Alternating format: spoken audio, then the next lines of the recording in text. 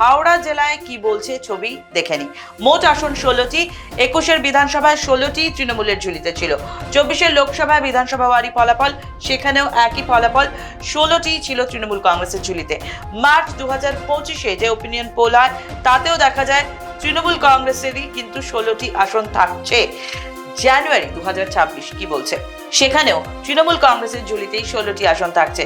না এখানে কোনো হাড্ডাহাড্ডি লড়াই আছে, না এখানে অন্য কোনো রঙকে আমি তার কুড়ি ফোটাতে দেখছি।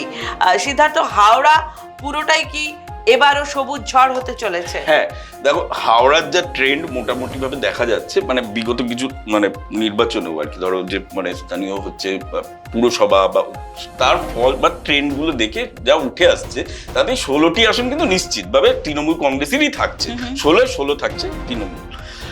বিজেপির এইখানটায় আর কোনো কিন্তু এখনো পর্যন্ত জায়গা নেই না, এখনো পর্যন্ত যা সমীক্ষা উঠে আসছে পদ্মফুল ফোটার সম্ভাবনা নেই। অথচ কিন্তু এই জায়গায় কিন্তু একটা বিজেপির জমি তৈরি হওয়ার কথা ছিল, কিন্তু সেইটা হয়তো ব্যর্থ হয়েছে বিজেপি।